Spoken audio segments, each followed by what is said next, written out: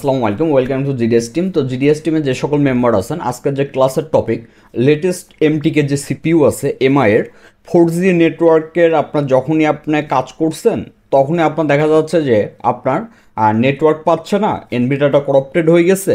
এই কাজটি ডিএফটি দিয়ে খুব সহজে কিভাবে করবেন। তো স্টেপ 1 আপনার প্রথমত আপনার যে তো এখন এই যে যে স্টেপগুলো বললাম, এই স্টেপগুলো কিন্তু খুবই শর্ট টাইমে আপনাদেরকে বলে দিলাম।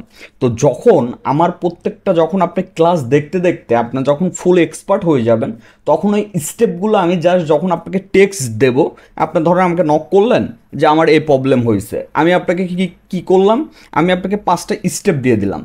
এই স্টেপগুলো দেওয়ার পরে আপনি যখন সুন্দরভাবে ওই কাজগুলো নিজে করে কাজগুলো তুলতে পারবেন, তখনই ভাববেন সুন্দরভাবে আপনি পারফেক্ট হেল্প নেওয়া শিখছেন এবং কাজগুলো খুব করেও এনজয় পাবেন।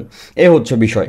তো যারা জিডিএস টিম মেম্বার আছেন, এখন খেয়াল করে লক্ষ্য করে দেখছেন কন্টিনিউ ক্লাস দিচ্ছি আমি, এবং কন্টিনিউ আপনি দেখবেন খেয়াল করে আপনার হচ্ছে যখন রিসেন্ট ফাইলে যাবেন পার ডে ফাইল আপলোড হচ্ছে।